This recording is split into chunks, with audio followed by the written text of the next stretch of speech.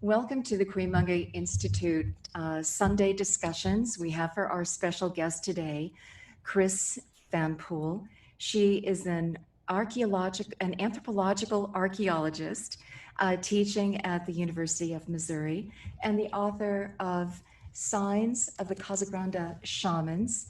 And she has done deep field work in this region of Mexico. And she's here today to join us, talking about this work, the work of the Cuyamungue Institute, the work of Felicitas Goodman, the founder, in the context of the field of anthropology as it has advanced since Felicitas's time. And we want to also ask Christine about her own work as well. Christine, welcome. Thanks for joining us. Thanks for having me, and a special thank you to Laura and Paul for all they do for all of us, and also for me and inviting me. And thank you all for coming and listening to this conversation. And I look forward to everyone's questions later. Thank you. And I just want to say that it's such a joy to have an anthropological archaeologist like yourself take interest in this work and join our Zooms and many times. And I want to applaud you as a scientist to also maybe break that barrier between objectivity and subjectivity and actually dive in this way. I think that this is a call to the sciences, and it takes a certain bravery and being on a certain quest to do that. And we'll explore that today with you. But first I want to ask you, tell us a little bit about your work and what you most want to impart to your students. Why are you teaching, and why are you so deeply involved in anthropology and archaeology? What's your mission? Okay, what's my mission? As a researcher, my work's traditionally been on two fronts. So my first is the archaeological manifestation of shamanism, and second, more broadly, world patterns of religion. So I'm really curious about all world religions and how they formulate and continue through time.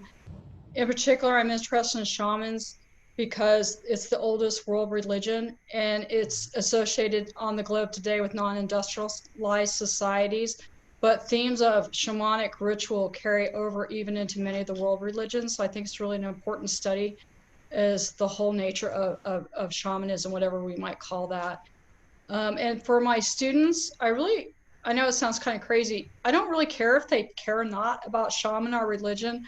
What I really want them to do is develop ways to think and think well. And so the world is full of so much data, so much information. How do we, as scientists or humans, how do we navigate that? And so what I really want students to do is not take my word for it, never take my word for it. Go out and investigate, learn data, learn patterns, analyze things, and come up with your own thoughts, your own conclusions. I think that's really important. Now, of course, I do want them to learn times and dates and definitions so we can have a meaningful conversation. So I do want them to learn some, practical skills. And when I say shaman, what do I mean by that? So when they say shaman, we're on the same page. But from that, I want them to go and explore the world on their own and come up with their own ideas and be able to think well.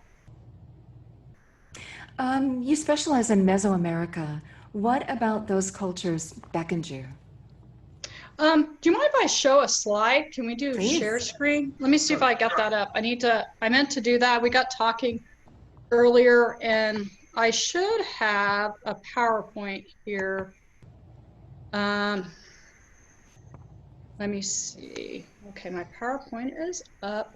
Sorry, I'm fiddling back and forth. Let me see if I can share screen. I need you to enable that, Paul, if you don't mind. Okay. See if that makes a difference. I just clicked on it. Okay. What will you be showing us? A little bit of the area I work in, because I think it'll make more sense if we look at a map, if that makes sense. Mm-hmm, sure. Okay, just a second. Back to exit the screen. I meant to do this earlier before. Let me go to my PowerPoint. All right. Here it comes. It's working. Oh, good. I've got to move out. Extensive fieldwork in this area. Oh, and I wanted to mention, Let her take it. Yeah. Okay. So the area that I've been primarily working in is in northern Mexico. And then with something called the drug wars in about 2006-7 got going, and it got really dangerous to work in northern Chihuahua. But I was most interested in the lower gold star. I don't know if you see my cursor going. Yes, Yeah. we do. That's the site of Casas Grandes, but it gets confused with another site, Casa Grande, over in Arizona. And so we've gone to a traditional term called Paquimé. And that's the site I'm most interested in, but I'm doing field work just barely north of the border for my students' safety. And so this is the regional center, and it's a religious, economic, political center in the area. And Casas Grandes is really interesting because it's a lot more southwestern. And so it's a Pueblo in many ways, and it's southwestern. So I study a lot with the Pueblo Southwest. I'm actually from New Mexico, and I've spent a lot of years doing field work all over the Southwest. So what's interesting about Paquimé is, I don't know, can people see this thing in my cursor I'm circling? Yep. That's an eye-shaped ball court. And that's what you find in Mesoamerica. So Maya, the Olmec, West Mexico, they had ball courts. We have eye-shaped ball courts, and those are definitely indicative of Mesoamerica, which means they had some religious principles and ball games and deities coming in from Meso. So I'm really interested in how that works socially and religiously. There's just a close-up of the ball court. These are fairly good-sized ball courts. All kinds of effigy mounds, and we will find effigy mounds in West Mexico, and also here into the Midwest.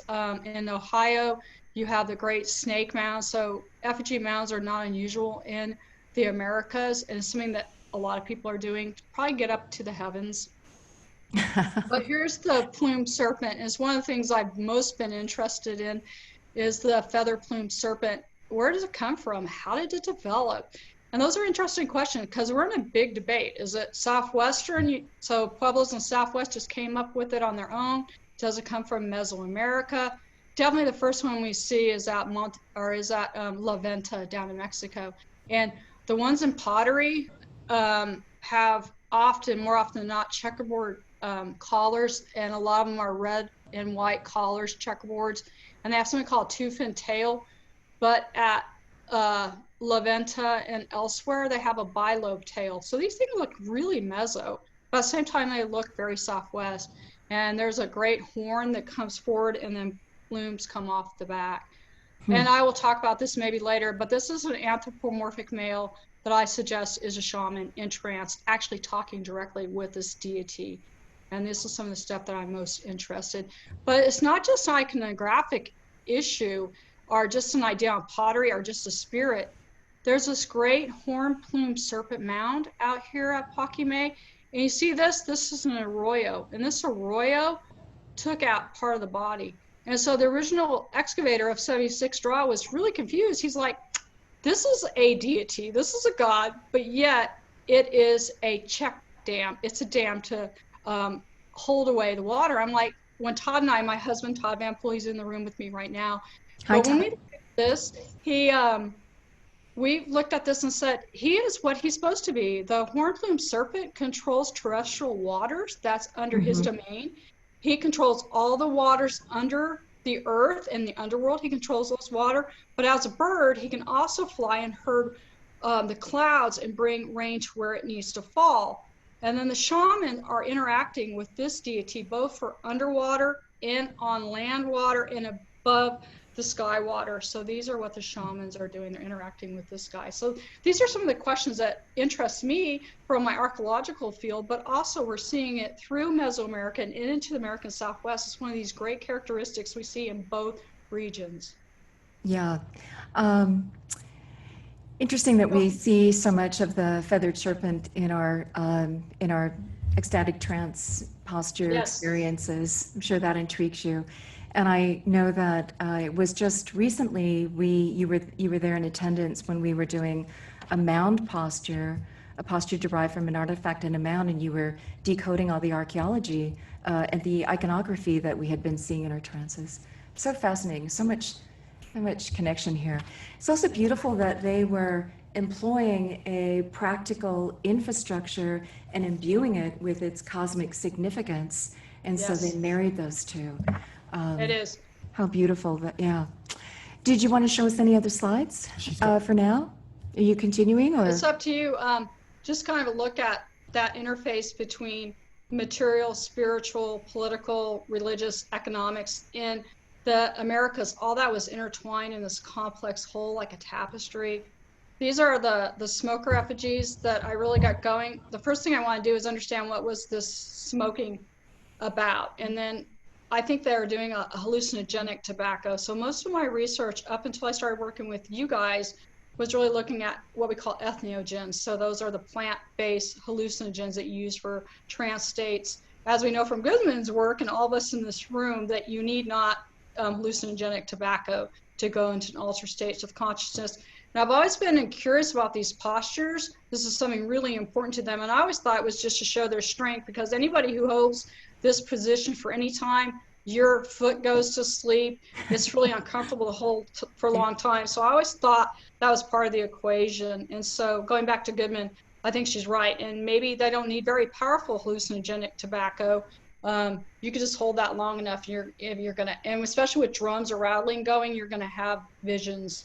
Mm-hmm. But the iconography for my region is so intricately interwoven that these are snakes. These, I had the state herpetologist of New Mexico, Dr. Charlie Painter, help me identify snakes on the vessels. And I definitely have Western diamondback rattlesnakes on these, but they can in nature look more round than diamond. Mm-hmm. And he thinks, and I think these are actually rattlesnakes. And on the bottom they have rattles, but they also have feathers. So again, a feather rattlesnake, that's Quetzalcoatl in the Aztec world, right? Right. And so, but I think like the Pueblo Southwest, we know historically that the Pueblo people would put snake skins on as part of their symbolism. And the Hopi today dance with snakes in their mouths. And yes, they will put in rattlesnakes in their mouths, and the intent is keep them from biting the priest. They're called priests, the snake priests. But these are messengers. So the thought is, if you can dance with the snake in your mouth and you catch their attention, they're really going to hear your prayers. And then when you release the snakes reverently in the 4 cardinal directions, the snakes take your prayer to the underworld. So the snakes deliver your message. And I think all that kind of symbolically is intertwined in seeing this into the art. And so what you're looking at here, these black and white pictures, are what we call post-cranial remains of people behind that big eye-shaped ball course. This is one of the big mounds. But these 3 urns had, 2 of them had a male, 1 had a female, but they're missing their heads. But people would go in and walk into this, and this was a shrine. People go in and talk to these people. These people are put into this pot with the snake circling around. So the snake pattern circles around. And I think this is, again, liminal. The people in it and in the jar that people are going and talking to all the time, they're probably carrying prayers and portals to the underworld and the upper world and communicating with their ancestors and other deities. Well, 2 comments. So snakes have been reverenced for ancient cultures because they could shed a skin, sign of rebirth. Right. They could go down into the underground and then reappear. That's right. Rebirth. Very meso, yeah. And I can see why you're interested in our work, because the hallmark of a feathered serpent spirit journey is you are brought underground, you incubate, you come bursting forth with this headdress, which can often be in an array of lights, light beaming. That we have that experience of doing that, shooting up and then this burst of array. Like you've been incubating underground, gathering strength after a death, and then you just suddenly spring forth. We have that without knowing anything about it, without being told anything. It's just there in the trance over and over and over again. My gosh, we've got years and years of notes on this. And also this smoking one, this one kneeling with one knee up, we find that is one of our oldest and most favorite postures that comes from the mounds of what are the Tennessee. You have the Tennessee. Tennessee. Yeah. So that's a Mississippi other than culture. Other than the hand to the mouth, the hand's different. But that's and we see that in other places as well. I mean, fascinating. Oh my gosh. It is. And what fascinated me, and this was one of the ones, if you don't know this in anthropology, so I was in grad school in the mid 1990s and I graduated with my PhD in 2003. But shaman was a bad word. You weren't allowed to use the word shaman. Anybody who studies shaman's kind of suspect.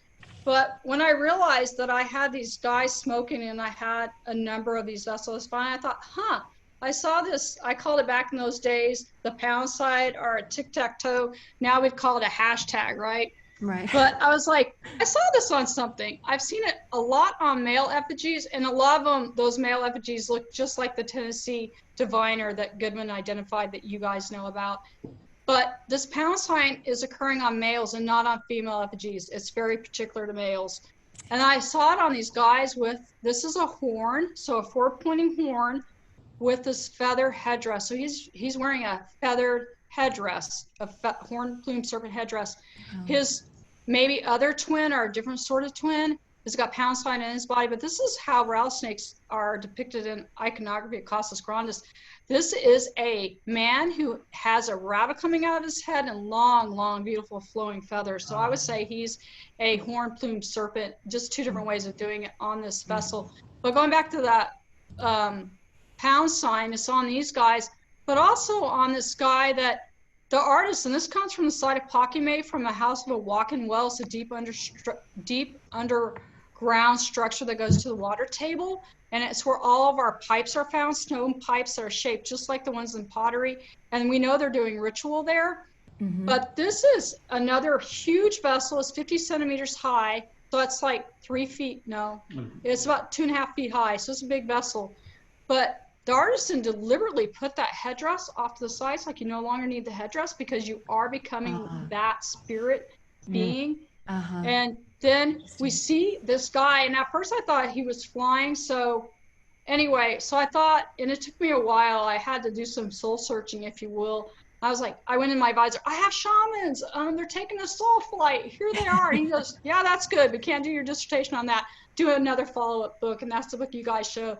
But I think this shows the entire progression from sitting in a posture, maybe smoking, hallucinogenic tobacco, dancing, doing prayers, and then into soul flight where you're flying and swimming. And so you have creatures, tutelary animals, in this case a bird. Oops, I accidentally went 1 2 over. Sorry about that, I didn't mean to go there. Mm-hmm. Flying with them with this, it's an icon or motif again of a horn plume serpent. He's carrying a horn plume serpent under his arm to help him, and then a bird is navigating him. Going back to the female effigy vessels, this is what's on females, is this curious little bird. And often it has human feet, so we know it's not a natural bird, because it's a human-footed bird helping these guys to the spirit world. And then their goal is, I think, at least the art's telling us, that they are, and I would say this is completely ecstatic. I mean, when you can feel yourself being twisted in these great positions, I think that's a sign of ecstatic trance. Your body doesn't feel and it moves in unusual ways. And curious with all these helper birds, but with the great horn plumed serpent. And we don't know what language they spoke at this time period. We don't know if they called them Quetzalcoatl or Wanu or Kolowisi or something like that. It's an unknown, but they're definitely interacting with the horn plumed serpent and soul flight, I would suggest, to the other realm. That's why it's so nice that it's in symbology, because that does translate over to all cultures if you just know how to decode it. And as you've heard over and over and over in the sharing of our trance experiences, you see the people spinning in a vortex, shaking. Right. You see all that. And I think they did that. Yes, I do. Yeah. So we always say there's many avenues to this ecstatic state, and whether you're using tobacco or standing in a posture or what, many avenues to get there. But are you suggesting from your read of the iconography that whatever state those shamans achieved, we're achieving a similar state based on all the experiences that you've had and that you've heard? Yes. Yeah. Yes. And so isn't this significant to anthropology and archaeology? Isn't this kind of a breakthrough concept? Yeah. Yeah, I would say for me, absolutely. And I hope that more people become interested in this. So yes, I wish more of my peers would read Goodman's work. That's one of my dearest hopes, is that we do that and we get out there with that information more. Yep. And what in particular are you enjoying, and what insights have you gained from listening to the many experiences of the Zoom groups and also the experiences yourself have had. What new on the table has been put by our Zooms for you? One of the things I'm now curious with, I was lucky, and I will say lucky, that I saw this little pound sign hashtag, and this is a roll out of a jar. So I got really lucky that I happened to identify that one tiny symbol across 6,000 vessels and got it down to about 70 vessels. So I got lucky. What would be interesting now is if we have, like the artifacts Goodman has, if we can come up with the variables and the visions one sees in kind of a plus or minus statistical package, where when an archaeologist digs somewhere and they pull up this artifact and say, wow, I have something that looks like the divine or whatever, that they might have greater insight to what spirits people were interacting with and what that spirit world might have looked like. Because there are a lot of cultures on the globe, archaeological cultures, that we're pretty sure they interacted with spirits. I mean, that's something that all humans have done through time immemorial, is interaction with spirits. So what did their spirit world look like? Can we use some of these baseline artifacts to kind of have a better look into their spiritual reality? Yes, I just said that, their spiritual reality. It sounds weird when I put it in my own head coming out verbally, but yeah. So can we kind of work backwards? Can we take a deductive approach of known things from Goodman's work and your guys' work at CI and have some postulates of what will happen with these postures, but then use those to better explore spiritual nature in the past with particular groups? Before we get to defining spirits in the spirit world, I want to just say that the hashtag also you see in caves, cave art going back, very far back, France and elsewhere. So that's a common symbol. So would that indicate, and I know you're a fan of David Lewis Williams as well, but would that not indicate that also the shamans of 30, 40,000 years ago, the spirit journeys of those people, I think they all probably did this, would a similar space that is reached? This is the entoptic phenomenon that you see when you start to go into altered states. A lot of research has been done on that. So. Well, this is a rollout, and it's one of the most complicated pieces. It's a big jar, but we're looking from the rim along the bottom, and it's to use Victor Turner. I'm a fan of Victor Turner. He talks about shamanic ritual being at a primordial time or a different time before naming and organization starts. So it's before the naming of male and female, before the naming of things. So it's almost, in a sense, chaotic. And this vessel, to me, if you were to see how it's across the vessel, this is how I created this rollout so we could read it. But it is full of entopic imagery. Those entopics are everywhere. And so the pound sign, the hashtag is entopic. You need to find a topic. Entopic is things one sees in their brain in trance state, and they're usually geometric. So David Lewis Williams came up with kind of a heuristic coding. First phase, you see entopic, and again, these are heuristic. You don't have to always see them. You can jump from one to the other without knowing it. But phase one is you get entoptic. So the zigzags, which is the horn plume serpent here, zigzag is entopic. Nets, grids, circles, bubbles, spider webs. And I often talk about in my own classes, any woman who has had an optical migraine and they are miserable, they really are, and you see broken glass, that's actually a form of entoptic. You're at phase one of going into, maybe in those terms, of spirit world. But you need not, you can stop, right, with a headache, take some medicine, go lay down, drink a lot of water, hopefully shake it off if you have a bad headache. Or he talks about then the geometrics collapsing on each other and spiraling. Mm-hmm. And other doctors, Siegel and West in 1972, talked about this with LSD. So the geometrics, so-called entopics, they start spinning on each other and vortexing, and then you go through like a moving grid, and then you pop through. And then the third phase is you're in the other realm where you make sense of things and you interpret the entoptics. So in this one, the horn plume serpent is a zigzag that the person sees and identifies as the horn plume serpent. One of the things with trance states, or ACS as we call it in anthropology, altered states of consciousness, is you get flashes and flutters of light, and they can't figure out if it's going on in the back of the optical nerve, which is out here, or if it's in the brain. But you see flights and flutters, light burst and light flashing. Oh, A yeah. lot of people will interpret those as birds, and that's very common. So here we have a double-headed macaw motif, and I think that's the flashing of that bird. And so the Casas Grandes shamans, they are being taught how to read stuff and understand their trance states. So those flashes and flutters are both the tutelary helper birds, but also macaws and this double-headed macaw motif, and that's what they're interpreting, those flashes. Other So they people say, interpret. go ahead. Go ahead. I was going to say, so there's lots of ways you can do that. Other people interpret them as angels or ghosts or other things. Yeah. Yep. So the entoptics are patterns that are embedded somehow in our physiology, and it's a stage, one of the first stages of being in a trance state. And then they say that theriopes are the next stage, that you're seeing animals. How interesting. We interact with the animal spirits. So we see a lot of animals. We become birds. We see through the eyes of birds. We're riding on the back of birds. But these birds are not geometric. I mean, you really get a sense of there's a presence there. It's benevolent. Right. It's loving. It's wise. It knows you. It sees you. There's a true interaction with a presence. So interestingly, how do you explain the deep meaning that people have?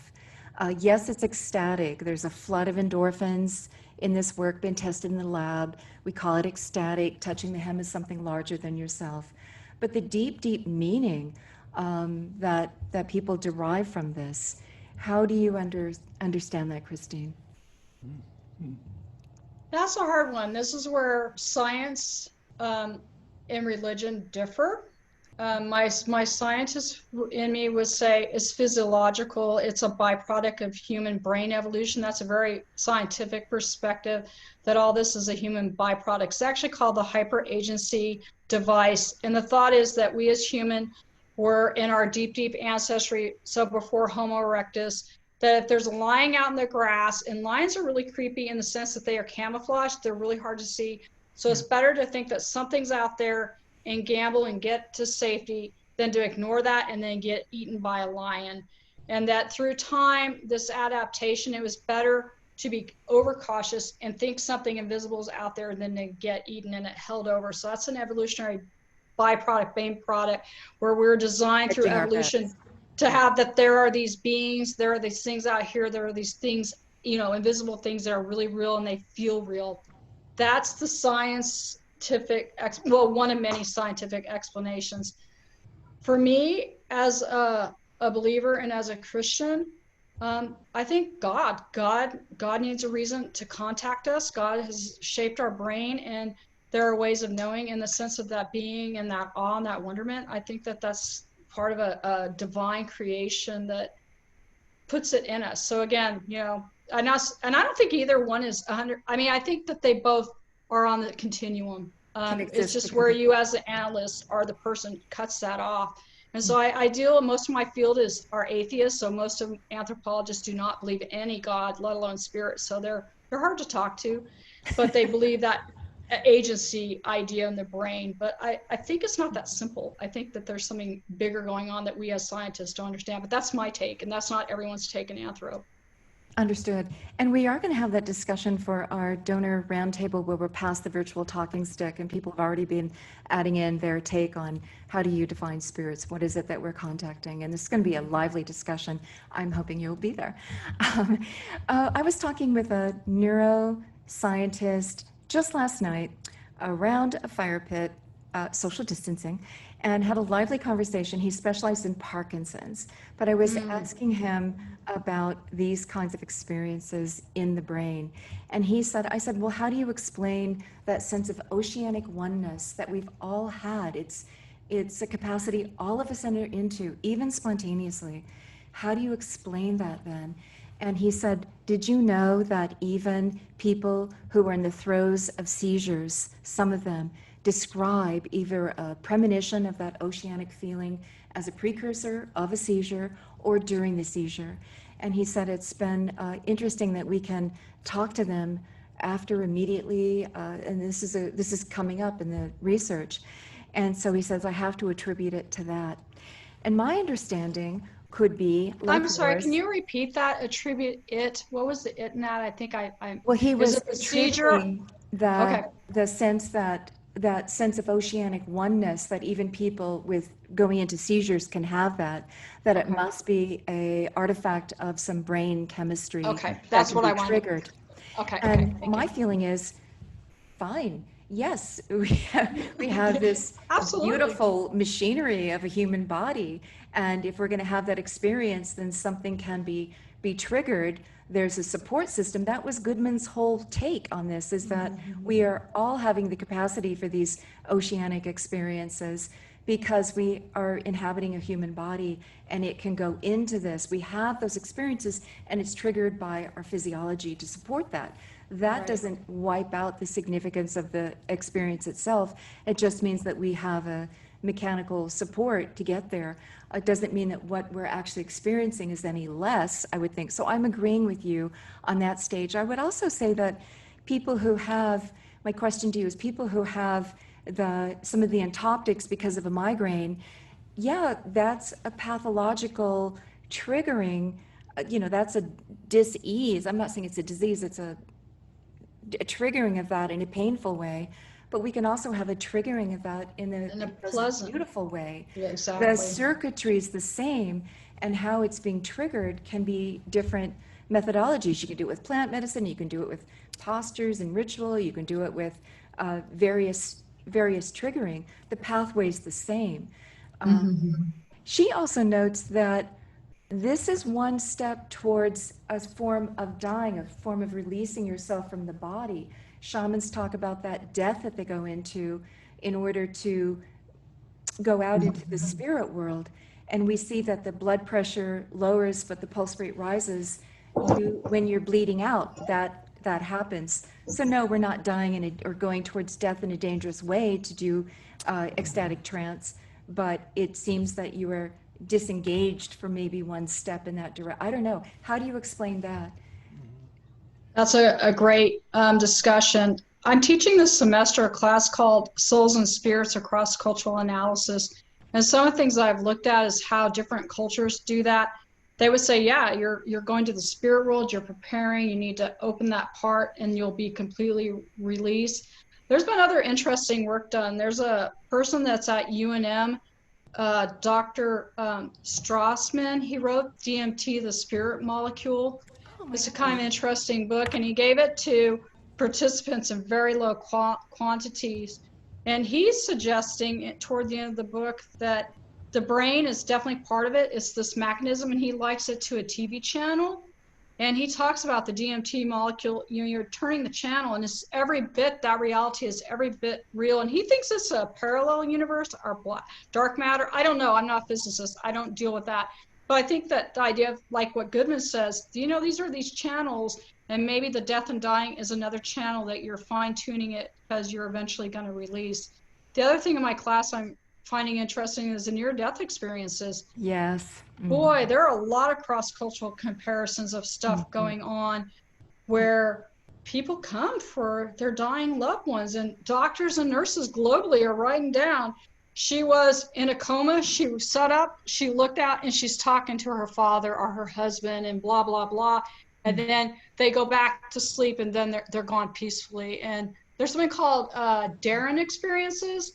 And the Darren Experience is where people will have a vision. So you wake up and there's Grandpa at the foot of your bed, and then 4 hours later you get a phone call, Grandpa has just passed on, but you already knew that because he's visiting you at your bed. And then there's another guy, and I'm trying to remember his name. He did a TED Talk in Germany, and his name will come to me in a minute. But he was talking about how for the British, people usually in near death, they find themselves in a beautiful English garden. That's where I want to go, beautiful English garden. And they go, and then they have these presences around them. They may be the same present we feel in trance state, but they're having it there, and then they'll see kin. And so this as they're getting ready, and these are people that didn't die but then come back, or the president or the ancestor says, no, sorry, Jane, it's not your time, you have to go back. But there's just this robust pattern of something going on with the brain that I would say that's what you're talking about, that portal death, near death stuff is something that shamans do. So on and the spectrum, we can take a little step there and have a little journey. We don't have to go the full distance, but we can just take a little step in that direction. To me, it's like our creator has designed our own eject system at the end. There's so much that the ancient people felt. We go back to the stars, we go back to the Milky Way. The Pharaoh of Egypt must be catapulted back to the stars from whence he came. Lots of ritual involved there.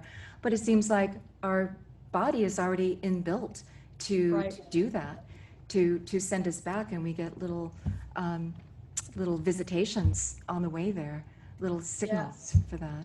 I don't know. Well, and returning back to Strassman's book, The Dmt Spirit Molecule, I found it really interesting. He talks about how physicists all over the world are putting in these measuring devices into the planet to study dark matter. He's like, maybe we don't even really need to do that. Maybe our brain's already there. I mean, if you follow his logic. So there's something about our brain that is really more powerful, I think, than most people realize. It can sense all kinds of things.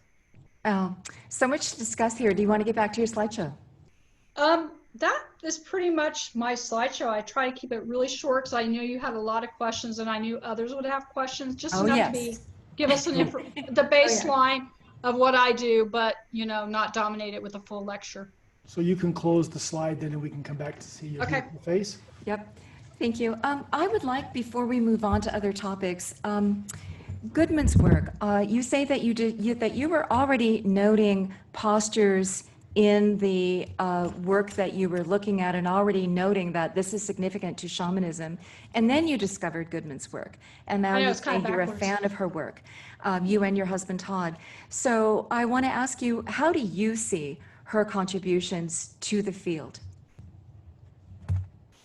Let me just talk about a little bit about anthropology. Anthropology as a discipline, we like to look across cultures, lots and lots of cultures. So we do something called a comparative method, where we're looking for similarities and differences in cultures. And so as looking at those commonalities or similarities really important to the field of anthropology, because it gives us so much insight into what it means to be human, or what a human is, and what human groups do, and how they function. And so her contribution, at least in my mind, and I'm actually thinking about writing a paper about this, about her eventually, but is that she was really brilliant and beautifully did the similarities and distilled them into, I wouldn't say 100% universals, but that's a pretty good term for right now. But she identified some key characteristics and commonalities. In our field of anthropology, we were taught the comparative method, which makes us different than religious studies or sociology. It's that comparative method that we're good at and what we should do. And she did it brilliantly. It's kind of weird because religious studies folks have been really critical of her. And I think that's like saying, anthropologists, you're wrong. You shouldn't do the comparative method, because that work comes straight out of the comparative method. And so kudos to her for distilling it, because I think that's what we should do. And she also ripped it from any dogma or belief system. She said it's universal. So yes. You're not giving any one religion the corner in the marketplace there. Yeah. So, but maybe like yourself, she had that inspiration. I mean, when she first visited New Mexico, it spoke to her in a way that impacted her whole research aspect of what she was doing. That experience of just being on that land, being in that place, and seeing the Pueblo people and seeing the dances, it impacted her.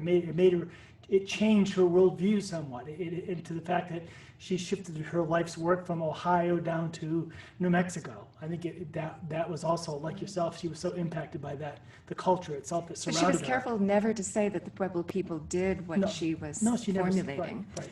Yeah. Right. And I actually grew up in New Mexico. I grew up in Ruidoso, New Mexico.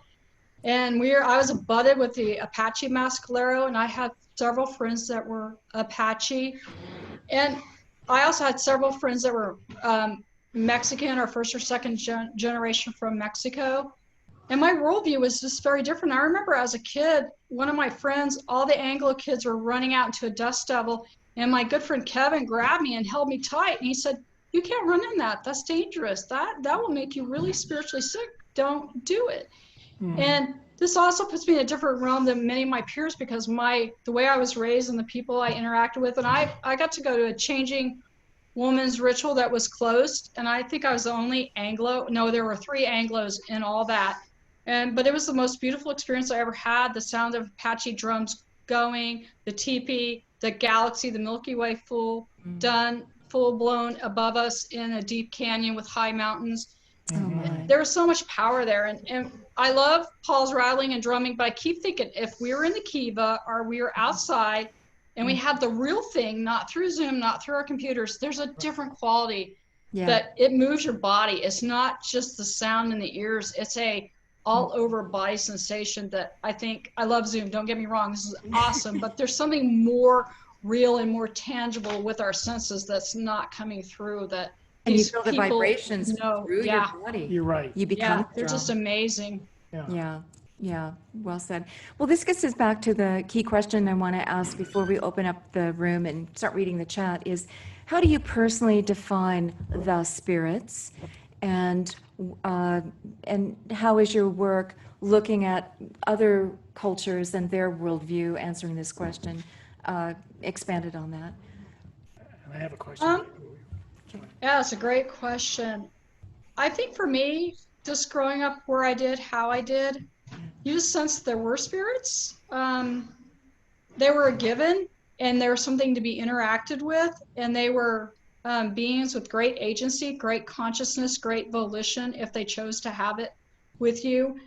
And so that's something I've been wanting to work with. So I'm kind of backwards because I start with the premise they're real instead of not real. And that just makes my work very different, I think. And so part of my thing with Goodman that I'm really curious through the CI and all these Zoom meetings is, and I don't know if we'll ever be able to answer it, but within my own work with the research I'm putting together at Mizzou with neuroscientists and with psychologists and with brain imaging and other things in the medical world here at Mizzou is, can we start to figure out where physiology, those brain mechanics, the body, how far can we understand that? And if spirits are real, and I understand a lot of people don't believe that, and I get that, but if they're real, can we kind of carve out and figure where the physical leaves and the spirit begins? And that's something that is one of my passions right now. And I don't know if I may not figure it out, but I would like to get as much as we can know from science with the physiology, so that the more we know about this, the closer we can get to the unknown.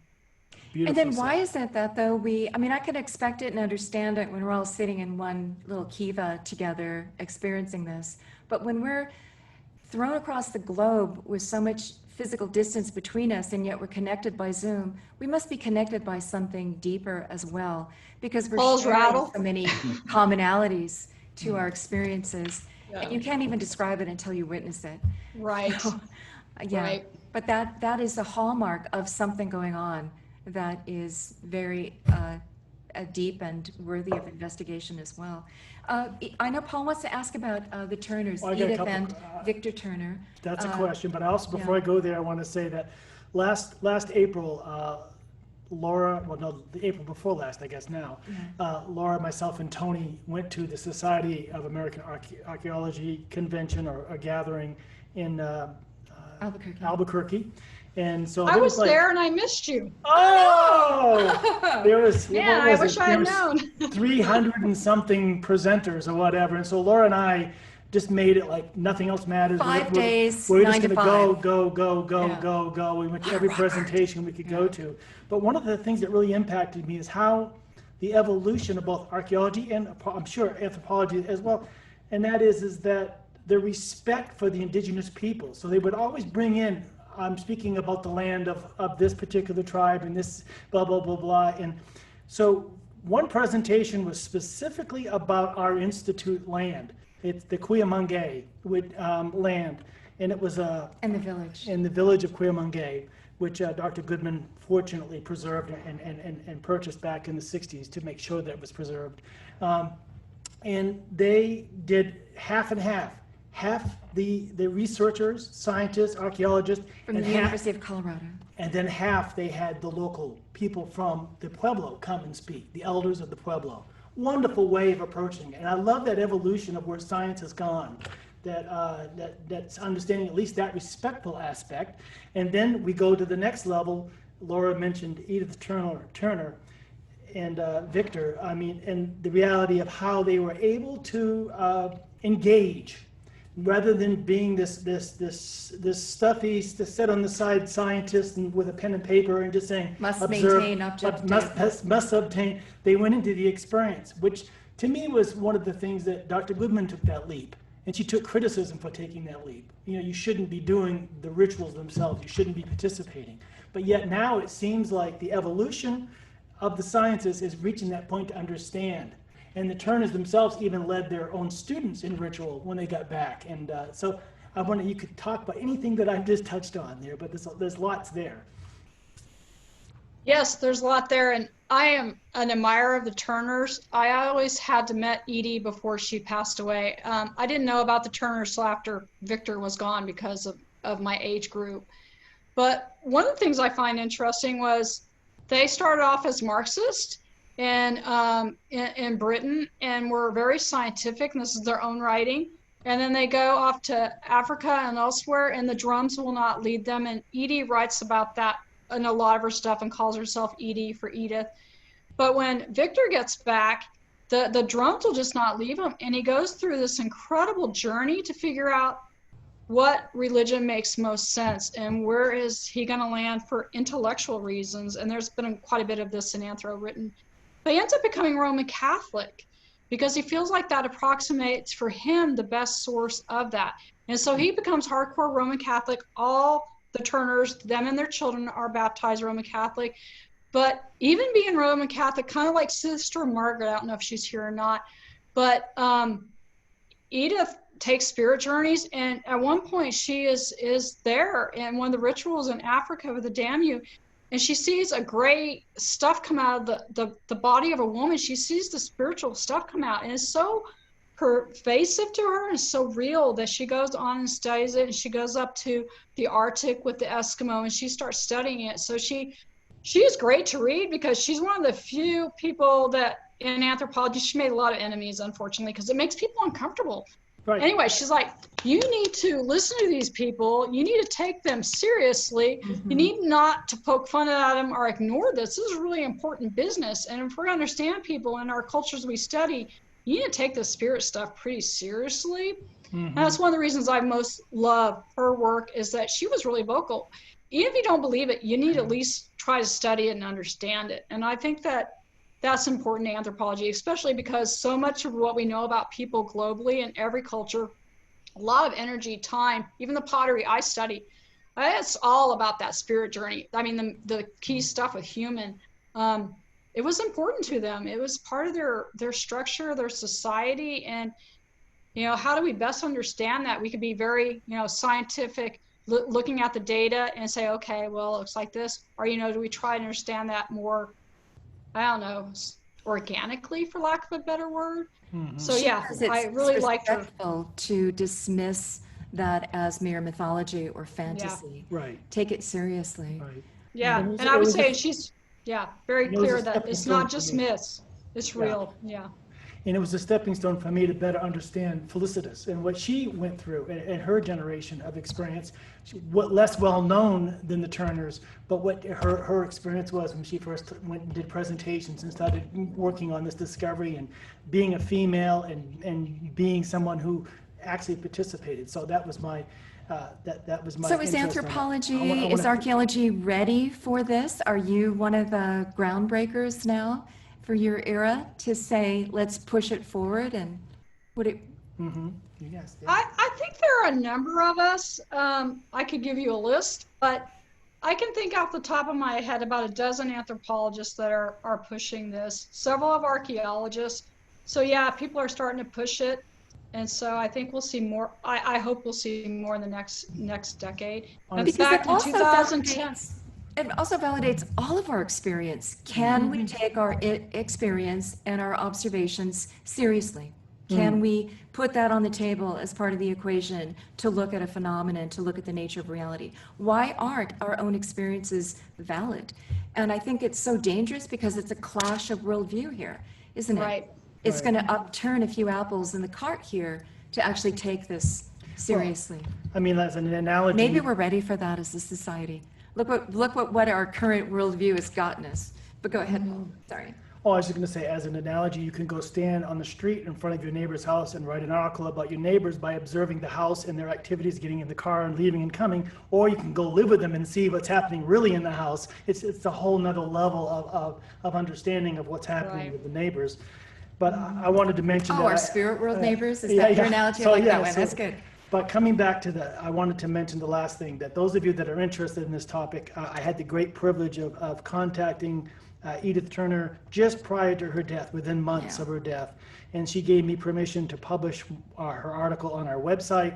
So at the CI website, in the search engine, just put in Edith Turner, and it's a great article to really familiarize. And she describes that scenario That scenario. of watching the medicine man work on this woman and what she Yeah. saw. If we're going to go to Yeah. if we're going to go to questions, I We want to better mention do. I want to mention how to do it. Okay. Because we have about 40 people, I want to say go to if you click on the participant list, it opens up the list of everybody in the room on the right-hand side of your screen. At the very bottom of the screen, you can raise your hand. You just click on the button to raise your hand. If you really cannot figure out how to do a technology way Raise of your raising hand. your hand, you can do your physical hand, but it may take me a while to see your hand up because of the number of people in the room.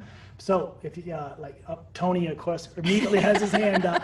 Hi, Tony. Go ahead and start. And then everybody else, please follow Tony with your hands up and we'll get started. And we with- will read the chat as well. Yeah. So, And Paul, before I forget, I have not figured out how to print and save the chat. Would you mind printing and saving that, or Sure. saving it for me and emailing it? Because I will look through those questions if you don't get back to them, and I will try to figure out a way to answer those questions if we don't cover them today. Perfect. we'll carry them over to interview number 2 with you.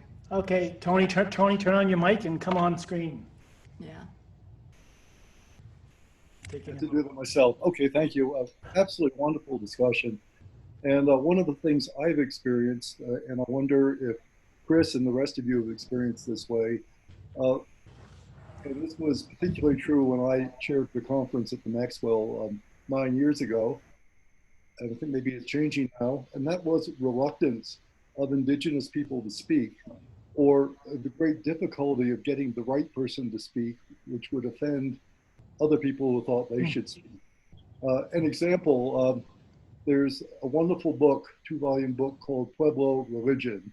Mm-hmm. Yeah, one of my favorite Parsons. Yes, Yes, yeah. but I understand, and fortunately I have copies of it, but I understand that Santo Domingo Pueblo is trying to buy every copy off the market right now. They don't Right. want it out there. So it's, these things are interesting. There is information that's been revealed which they don't feel has been well received or well used, I think. But recently I sense, and particularly at the SAA meeting in Albuquerque, there seemed to be much more wonderful open participation by indigenous people. But a few years ago, that wasn't so. I went to an Aurora conference and there were a few indigenous people there and they just made fun of everybody. Maybe that was the right thing to do, but it wasn't very productive. But Right. I saw a tremendously productive participation at the SAA. And I think you're describing more and more of that happening. So we're probably going into a new era, which is great. I hope so. And I think a lot of it has to do with, again, I grew up in New Mexico. I think a lot of it has to do with respect. I think that people that find each other and can respect each other, communication can occur. And I think a lot of it has to do with the tribal entities of themselves. So I also had a Native American professor in undergrad. His name was William Hawk. He was Algonquian from the Upper Peninsula of the Great Lakes. And he said Native Americans, their favorite thing to do with the problem is argue about it, and there's always argument and nothing gets solved. But as with that, you have these groups in leadership. And so one year you'll have one family that's in power, and so certain things cannot be said or done, and there's a certain agenda. The next year, a new family kicks in and you have a new agenda with new things going on. And so for anthropologists, it makes it really hard because you don't know year to year what you can or can't do. But there are a lot of people that really want to work with us for good things and vice versa. There are a lot of anthropologists that want to work with us and vice versa. And so I've been fortunate enough that I've had several Native Americans speak at my own SAAs and AAAs starting in 2009. There's just some wonderful people, but I think it's keeping open and trying to listen to each other. And there's no magic answer to that. I think it has to do with personalities, but yeah, it's really hard. And I've seen it go every which way. And you're right with Parsons, but one of my favorite ones, Paul and Laura had a different question about going native. that is really dangerous for both the anthropologists, because with being adopted into a group, you have people that always think that there's something wrong with the people that adopt them and maybe they shouldn't have done it, and then the family's giving them esoteric secret knowledge. And this happened with Frank Hamilton Cushon, one of the earliest anthropologists that goes out to Zuni in 1879. He ends up getting adopted by the Bo priest of Zuni. He learns a great deal. He goes back to Washington, D.C. and writes about Zuni religion. Zuni are angry and they curse him. And then 2 years later, at a very young age, he dies in Maine of a fishbone. And if you ask Zuni, they'll say, yeah, we cursed him, we killed him because he gave away esoteric knowledge he should not have done. And that's kind of a startling thing to do. But I worked, how many years were we at Zuni, Todd? Three? Yeah, we worked out at Zuni 3 years, my husband and I, and they're really proud to say, you know, if we don't like what you anthropologists do, we'll curse you. I'm like, okay, yeah, I'll be good. There's a similar case with Charles Mountford in Australia, working with the Australian Aborigines. Give secrets, and then 1950s publish it, and they're horrified. But I want to say that was one wonderful thing that Felicitas did, was because my first question to her in an interview in radio was, who are my Indigenous ancestors? And so I feel like by looking at all the rituals and cooking it down to one essential formula, she didn't step on any toes. She even gave me my road back to my Indigenous ancestors, where I have a legitimate road there without offending anybody. Right. That's a huge contribution. I feel very, very fortunate that I don't know Pueblo religion, because when people come to the Institute, they want to ask questions and they assume that we would know. And I said, not only did we not know, we don't want to know. It's very private. We respectful. Yeah, perfect. I understand why. Yeah, exactly. Yeah. And Todd, I don't know if you ever want to appear on camera, but we'd like to say hi to you personally. Come on over thank here, you for your Todd. work along with Christine. Oh, And just welcome Sorry, you I to our have bright circle. lights over me. Hi. hi, So nice Todd. to Hi, meet how are you? Nice. Christine's the brains of the outfit. I'm happy letting her do the talking. Yeah, well, We just wanted to say hello and welcome you, You bet, you bet. and tell you how much we appreciate her. Yeah. You bet. And you both. Thank you. Thank you. Who's up next, or we'll go to the chat? Oh, And did you Paul's in finish charge. your question, Tony? You done? Yeah. Yeah, Anything I think else? that's the point I wanted to make, that it isn't just that we've been ignoring it, that there are challenges. And Right, a and, lot and to the world, challenge. and the world seems to be changing, and I think that's exciting. Okay. As a fellow scientist / mystic, Tony, I appreciate that comment. We'll go. Lisa has a Thanks, question. Tony. Yeah, and I got a couple questions in the chat room as well, but I'll go to Lisa first and then look at the chat room, and raise your hands if you want to follow. Yeah. And we have another hour to cover you all. So, Oh, yeah. yeah. Lisa, you got. I'm gonna need more coffee for another hour. Yeah. Can you hear me now? There you Yes, are. thanks, Lisa. Yeah, well, thank you so much for this. I worked with an Indigenous group for a while, and I know a little bit of esoteric things. I would never mention it. And I know exactly what I'm allowed to teach and exactly what I'm not allowed to teach. And that's a very important thing. But anyway, my question was a very rudimentary one, I think. I mean, I'm almost embarrassed to ask it, but what about the Plumed Spirit as an ancient feminine goddess? What about the what The spirit? Plumed The Spirit. plumed Oh. serpent. Plumed. Okay. Again, I'm a fan of Victor Turner. This was his book, and I know that Edith Turner helped him a lot with that book. But his idea was that in mythological time or in the past, things were without naming, and that a lot of these deities are both male and female. And so for me in the Costas Grandes region, the bird aspect is female and the snake aspect is male.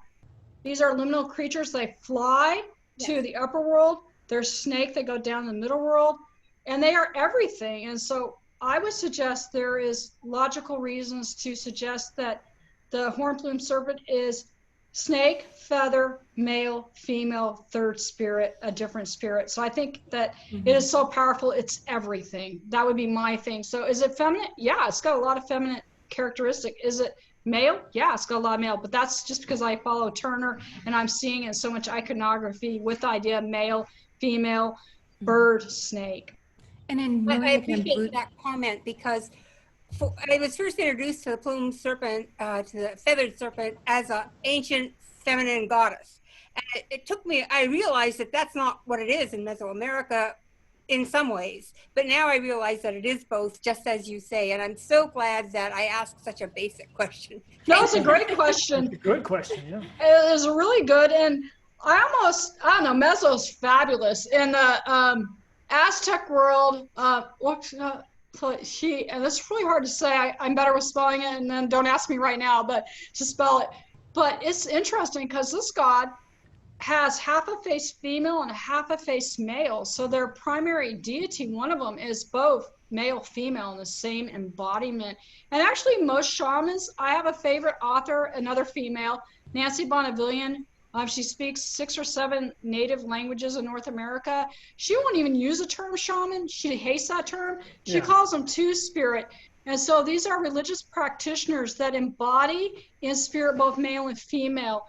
And I really love that discussion of two spirits, and it's my preferred term, but if I just start talking about two spirits, nobody is not going to know what I'm talking about. But I think that's what shaman and a lot of traditional societies are. They are taking and donating both male and female roles in spirit, and that means you're able to harness the snake power, the bird power, the upper world power, the lower world power, and you're the funnel, you're the axis mundi as the two spirits, so you can really grab all this stuff and then use it to help your people. Yeah. And that is such a good, because I was well aware of shamans as being two sexes, or many sexes, so to speak, but two in the polarity. And so you expressed that very well for me again, and I thank you. I want to you, mention, Lisa. this is Lisa Woodside, who has done some interesting studies on this work. And Lisa, we want to talk to you as well about Yeah, I would what love to hear more about your work too. Yeah. Yeah. Thank you, Lisa. I noticed, can I say a couple things here? Sure. I just want to say that Maria Gambudis always shows the bird-headed Right. artifacts are feminine, and they've got the the pubic triangles and all that, and that really it's such a beautiful description of a foot in both worlds. Because when we are here in the ordinary reality and we take a foot and step over into the alternate reality, we are really bridging two worlds, and so that. And so often we see the opposites. So it's really both hemispheres of the brain, you could also say in a mythic way. Go ahead. Well, and before I go on to the next question, that observation about the word shaman and shamanism has been so broadly embraced and maybe even used in ways that maybe it shouldn't be used. So it weakens the power of the word somewhat. So we've been very careful about that word on our website, and because it's a great attractor. You put the word shaman and people come to the website and they want to know, but we're using a different approach by. Felicitas was very respectful of these kinds of topics. Even going back to the other topic where you were talking about respecting the religious. We don't say what we do as shamanism. Yeah, exactly. But it's kind of the same cloth. Right. Yeah. I want to go on. Both Monica, you've posted many things. Rather than me butchering your questions and your comments, why don't we just have you come on, and then Monica, and then also Happy, you had a great question here. Would you like to just do it yourself verbally rather than me reading it for you? If you want me to read it, I will, but I would prefer to have you do a live question. The two of you have been. Yeah, there's Monica. Hi, Monica. Hi. Well, I can't remember. It was such a fascinating conversation, Chris. I mean, to hear from you, I didn't even know, how rich it could be to think in the archaeological frames of mind. And I just really, really appreciate that. I want to hear more and more. I could listen to you forever, but. Thank you. And I don't even remember what my questions were or anything as I was going along. I'm looking back here. When you were talking about the entopics, entoptics, I had never heard that word before, but it reminds me so much of what it is that I do when I'm entering into these trance experiences. And then it also occurs to me that the level of, you spoke about it being pre-naming and out of chaos a little bit, and the first level out of chaos. And it occurs to me that this is like the most abstracted version, or the most abstracted level of reality, in the sense of like the earliest commitments that the universe made in its flaring forth. So we have, an expansion rate of the universe, and then we have, the first elements being formed and things like that. And geometrical patterns. I mean, Plato has spoken about the universe created out of these forms, you know. So these earliest commitments lay down and hold steady so that the future development can come forth. And the entoptic feels like at that level, and then it becomes interpreted in our consciousness. So that's just one of the things I thought about, you know, and we can go on to someone else now, but it's very fascinating. How do you? And Turner would say that, you know, you have all the substance there, and then he got this from the world religions he studied. So you have all the substance there, and out of that substance, that substrate, then humans with mind and consciousness will desire to pull out and name birds and make them look this way, and then you'll have this pull out and look like snakes, and the naming and the understanding is because our brain is, you know, and he'd probably say this, our brain is limited what we can do, so we need to name and define and understand those relationships you talk about, Monica. So it's these relationships, but it comes out of the substrate, but we as humans decide, every culture, what our relationships are and what we're going to pull on and put together and how we're going to put that together. Kind of messy, but yeah. As we deepen into more differentiated unity and relationship, more differentiated commitment. So it's the universe in its irreversibility is a series of commitments that are made, and the actualization of one potential and not another. Right. Yeah. Thank you. Wow. No, thank you. Thank you. I enjoyed your talk the other day. I was glad I made it. And by the way, more hands up. I don't see anybody's physical hands up on the screen, but we can go to some more questions. Ms. Hoppy. Ms. Hoppy, you didn't turn on your mic. You want me to read? I'll do my best here. Let me see where was the question. Oh boy, you've added quite a few comments. Sorry to scroll back here. I'm trying to go back in my chat. We can dial back to her in a minute. Okay, so to what extent does the phenomenological, how do you say that? Phenomenological. You say it, good. Approach provide initial frameworks from emphasis on the lived experience, help social scientists address the spiritual. Wow. Yeah, that's a great question. To lean on some of the stuff that I've read is that you're taught from a young age in any culture what is real or tangible and what you need to understand. And then that's kind of in your, if you will, your cultural menu of things. So when you go into trance, we tend to grab on that. I think most of us might not understand certain spirit animals because we don't know how to name them. So example would be, if I see a raccoon or I see a macaw, I did see a macaw one time and I instantly thought macaw, and then I saw sunbird because the Pueblos think of macaws as sunbirds, and that makes a lot of sense because they're bright red mostly and blue too. But so I think that's part of it, and then you borrow those ideas, or they're in your brain somehow as a starting point of engagement. Does that kind of work, or does that make sense? Also, we find that you see shapes, or you just know shapes, or you know something's there, and then you reach for a handy word to describe it. Right, exactly. So headdress is a handy word for all this energy spurting out at the top of your head. We call headdress. Right. It doesn't necessarily, I mean, you just use handy words that we know. Right. So Ms. Happy said, interesting about the pre-naming period. Makes me wonder if the Muzi language model might be relevant to pre-naming. The what? Absolutely. And so what Turner talks about is just the naming and the rituals. So you decide, I really am a big fan of the Turners, but they talk about all rituals have liminal spaces. And when I explain it in classes as liminal, so one of our biggest liminal states and rituals we see globally is the change from childhood to adulthood. And so you're at one state, one physical, mental, emotional state as a child, and you're shifting over to adult. There's a point in between child and adulthood that's very dangerous, and he likened it to doors. So I don't know how many people have gone into a bathroom and the door has no window on, and you're going to go in the bathroom and you get hit by it or almost hit by it. And he said doorways are very dangerous because you're going from one state to another and you don't know what to expect on either side of the door. Mm-hmm. And so rituals set you up So, because these doorways are very dangerous and you don't know what lies on each side, what type of people, I don't know, the gatekeeper, a policeman, the priest, whatever it is, are the spirits that are dangerous. So you do rituals to help that person in this critical way not get hit upside the head by the door. And then you get to that other space, adulthood, safely and without injury. And then you can be an active participant as an adult in this section.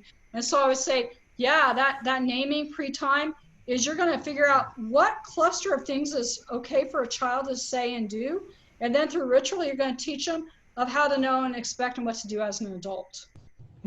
All within Rather like Joseph Campbell with the hero journey, it's very comforting to know that many, many, many heroes have been on that road before you, and that it's well trod, and that there are stories to teach you and inform you. Yeah, so you don't get smacked by the door, using Turner's analogy. How do we get through that threshold, Guardian? Oh, there are ways. Yeah. Well, They're there for a reason. So what else? well, more hands? well, people are using the chat room. Even somebody like Brian Tucker, who's extremely articulate. Brian, And there's so many chats, I can't follow them all. Okay, I'm doing my I'm like, best. oh my goodness. Brian says, Chris, whose work do you turn to when you want to explore the origins of human consciousness? Second, out of what beginning did our reflective consciousness evolve? Oh, good questions, Brian. If you have the answers, I want to hear them. And Brian, jump on if you would like. Yeah. Oh my. Who do I explore the origins of human consciousness? Who do you look to? I would go back to our use of language. And so I think the human consciousness, as we understand it, we can only talk about because we have language.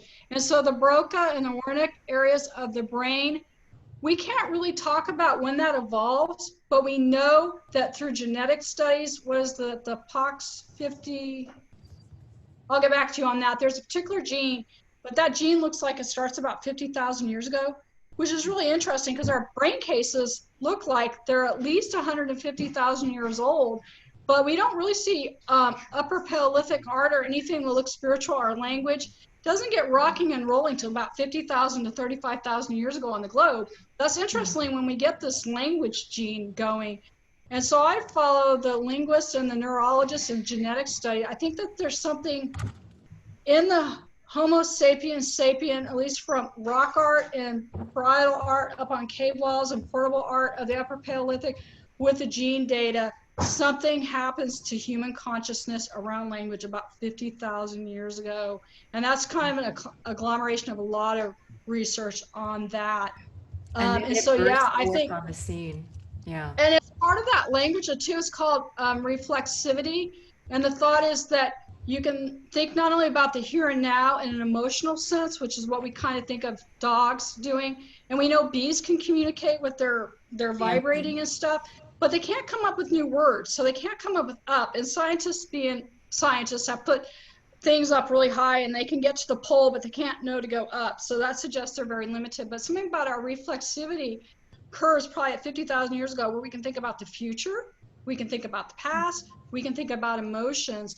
And so that helps us open up to our reflexivity and consciousness in a way that even scientists today can't answer and fully understand. I mean, there's a lot going on in neurology today with trying to understand what is consciousness, how does it form. Scientists really don't have a good answer yet. So yeah, that's who I'm inspired by. All these great thinkers have been looking at how these data come together to look at human consciousness. And I would say with human consciousness has to come all versions of consciousness on this incredible continuum from sleeping, deep sleep, REM, to what we do in trance state, listening to Paul's rattle, that's all part of consciousness. And there's actually a journal in anthropology called the Anthropology of Consciousness, and it mostly publishes stuff on altered states of consciousness, but they don't call it that. They call it consciousness because we as anthropologists know it's part of this big continuum of one thing. Does that help or confuse it, Ryan? Before John jumps on, I just want to say that's one of the gifts here is that to accept this state, we are expanding our spectrum of what's normal and accessible and natural and part of our legacy. We're expanding our world by accepting all this. Look Go ahead, up Brian. the PFOX50 gene for me. No, that helps tremendously. Chris, this is terrific presentation. I have thank you. several of the notes, and what other people have offered, Monica, Tony, Lisa. It's so rich to see these kinds of conversations coming out of the Institute. So I'm excited to sort of reflect on what you've shared today. So thank you for what you shared so far. Okay, thank you. Well, this is the best of both worlds for us, because it really, and I don't want to be a cliche, but it takes a village to follow the footsteps of Dr. Goodman. It takes all of us together. And so the community of questions, the community of participants, researchers in the field of archaeology, anthropology, we've got the NASA scientists on board. This is fun stuff, right? This We is may have somebody from brain. Chaco, and I wish he would jump on. Oh, no, if Cheryl, but- I don't want to put anybody on the spot. But No, we're not. Sherilyn's a good friend of ours, who's also Yeah. someone we met through Tony, who also is an astronomer. And I want to welcome you, Sherilyn, if you have a comment or a question to join in. Can I go back to Yes. the genetic evidence? It is the FOXP2 gene. So if you want to look it up, that's what I'm talking about with language and consciousness. I think those are intertwined. So the genetic studies on that particular gene. Thank Very you. Cool. Okay. And this also helps us expand our mission and fulfill our mission, which is let's expand this work and see what it means. It takes all of these various fields to shed some light on this. So, yeah, thank you. More in the chat? Or does Well- somebody want to jump on? Go ahead. Well, I'll hand up from Tony again. Tony, you want to go ahead and follow up? Yeah, Chris, this has been absolutely marvelous. But I wonder, there are, of course, many other ways to induce trance states. This is a very good one. Is there any contrast in the different modes of inducing trance state? Everything from ordeal to various substances can induce trance states. Even sound can induce trance states. Even a vision or visuals or a dream. But I'd be really interested if there's any contrast that could be made, or maybe it's all the same. Maybe it's part of the continuum. I'd like to hear your thinking on that. Okay. Boy, that is a great question, and one that I think is going to start to hit the debates really soon. And so I'm going to lean on Michael Winkelmann for a minute. Michael Winkelmann and he's retired now, professor at Arizona State University. He's studied shamanism and trance states for a long time, and he has a big medical book called Shamanism. And he talks about something called the triunal brain. And so he's talking about trance state hits in the center of the brain in the limbic, or in the limbic system, gone onto the middle brain and to the forefront. And so Winkelmann says that all trance states, however and this is really important, and other researchers have said this too about Winkelmann, so it's just not me assuming that too, because that's how I read him, but it's nice to see other scholars saying that about Winkelmann. And one is Jane Mooney Atkinson has a discussion of this too, that he says this, Winkelmann. But what he says is if you go and you fast for 40 days, you're going to have an altered state of consciousness, a trance state.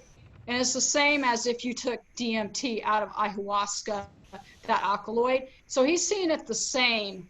Now, that's Winkelmann. And this has always bothered me a little bit because I have a lot of different types of different consciousness across the spectrum. So I never thought they were the same. And that was my own personal N=1 as a scientist. I don't buy that. And so a guy by his name is Andrew Newberg. And he has a really great book, The Rabbi's Brain. And he's been studying trance states with all kinds of people, especially nuns and mystics and rabbi. But he's finding that certain type of meditation states only hit one part of the brain. One of my researchers here at Mizzou suggests the right parietal of the brain gets, yes, that is my right side. What's right and left? Only that gets hit. Other people talk about it else going on. And so I think that given Newberg's work and others, we're starting to see that different consciousness or different experience are hitting and firing in different parts of the brain.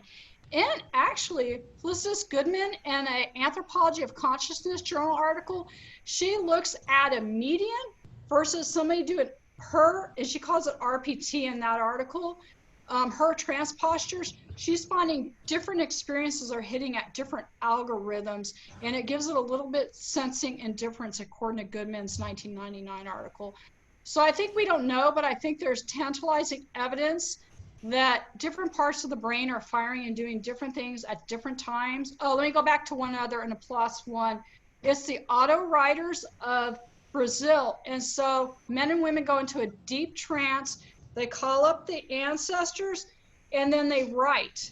And they write and they get direct information to write what the ancestor tells them. We've had people putting electrodes on their brain, and that Wernicke and Broca area is fully engaged and the frontal parietal right side is disengaged. So what I'm saying is there's tantalizing evidence that some people with the nuns are hitting that right parietal, but the auto writers are not using that at all. Instead, they're accessing part of the deep writing, and they write beautifully and write things they couldn't normally write when they're doing auto writing. So I think this evidence, I think this evidence suggests to us that the brain is a complex machinery, and these different trance states, different things are occurring. Very cool. But that's what I think. But these are all the people that are doing that research, and that's actually what I'm hoping to do at Mizzou is put together a big research team. I got a fellowship from the Office of Research to do this and work with people across Mizzou's system. And that's what I want to do. Can we start really looking at, you know, what's going on in each one of these different practices more clearly? We've got big tools at Mizzou. Yeah, I'd love to hear your research design and understand how you would separate these out. I think it's very possible, and I'm really excited that you're doing that. Oh, thank you. And this is building work. I'm just at the embassy of all this research. So yes, I mean, my newest research. I'm now moving to applied anthropology. I've done archaeology and cross-cultural stuff, but now I'm trying to figure out how to apply it and how we do more research on it. Let us know how we can help. Oh, lots of help. I need lots of help. I need you to come over here and help me. All of you can come. Yeah. Let us introduce you now to Sherilyn. Oh yeah, Sherilyn's ready to go. Hi, Sherilyn. Yeah. Am I ready to go?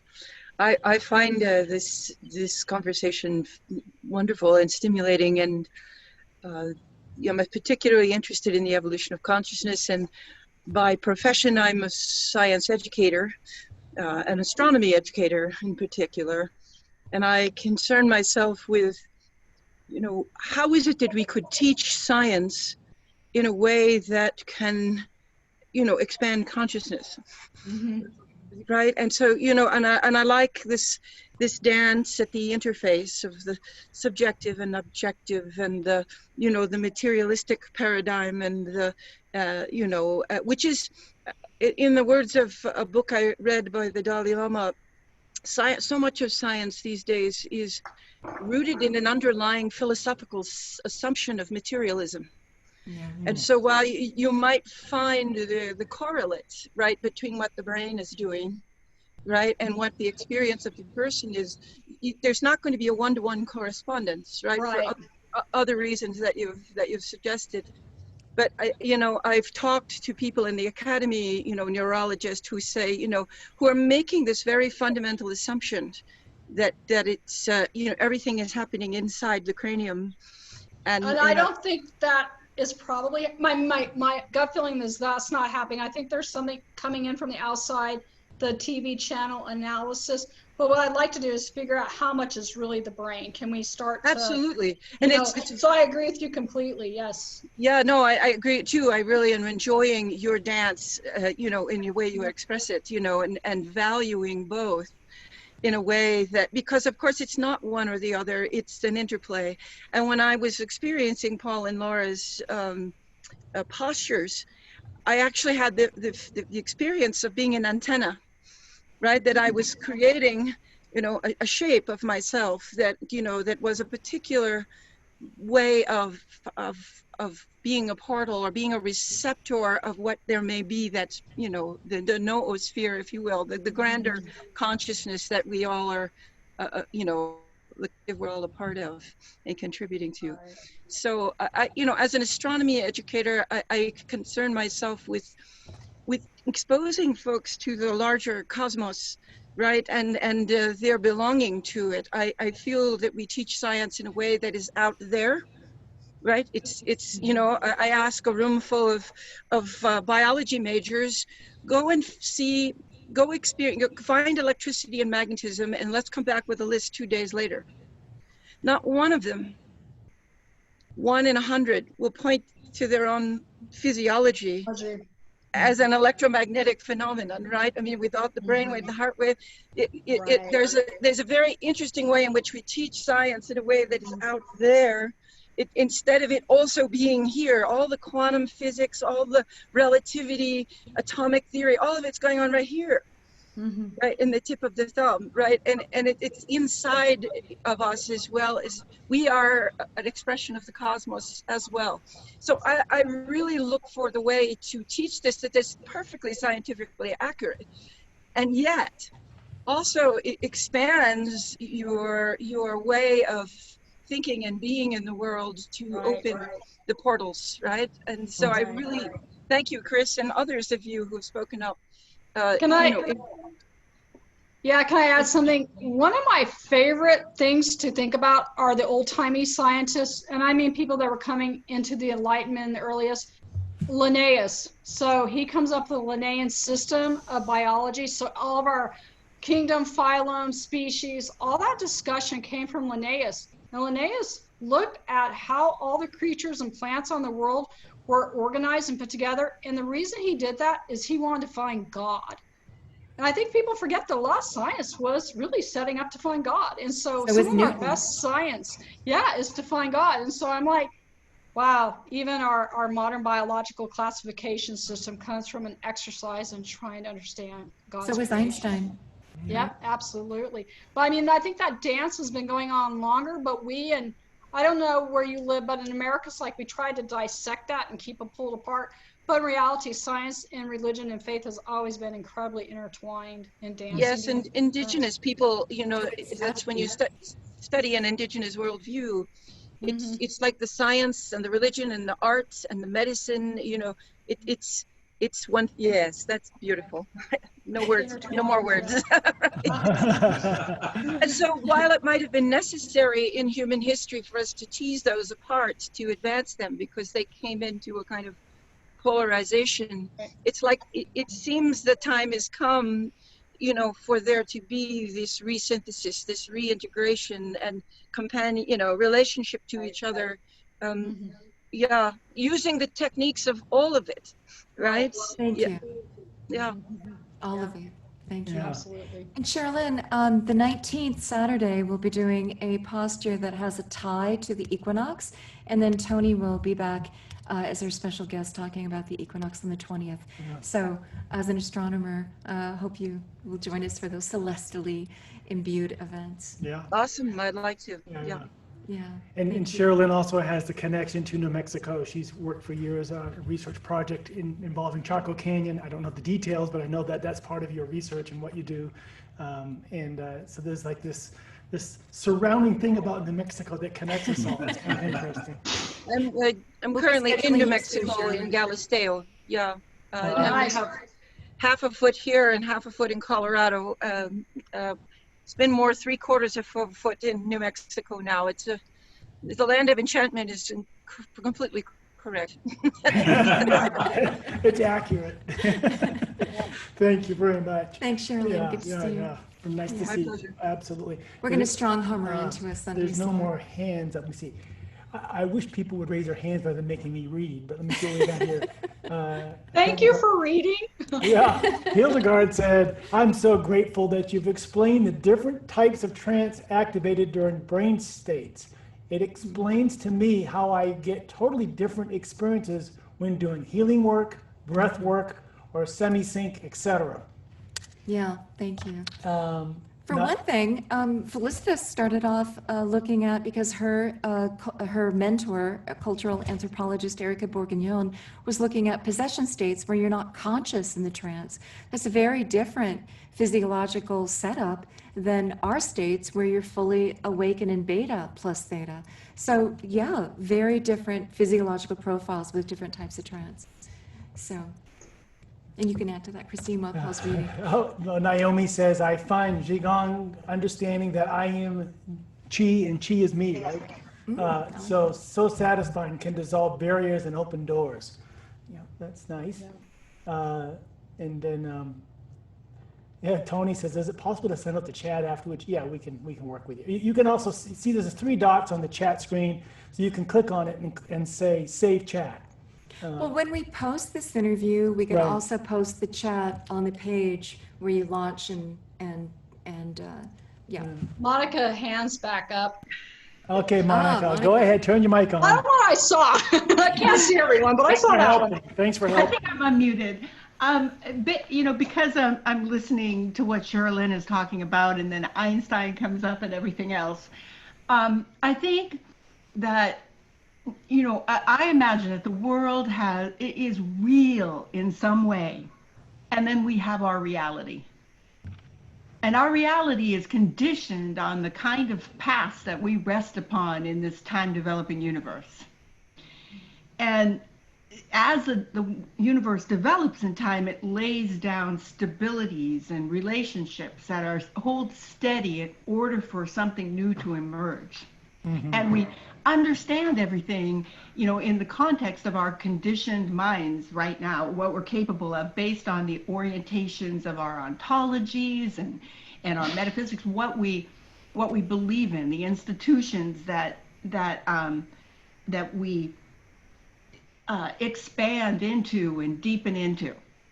So when we think about what Einstein is up to and what our religious institutions are up to, Einstein believed that that reality itself was these little static points, as though it was the tiniest little bit of matter, and it was actually like a point. And a point is not possible of holding relationships. So, you know, and he didn't believe that time was real. And so there's this necessary separation in that worldview between matter and mind, and eventually, or spirit. And so the only place it could be is in this transcendent, idealized place. So there's like no place. And our religions understand that. So the God we imagine is everything we are not.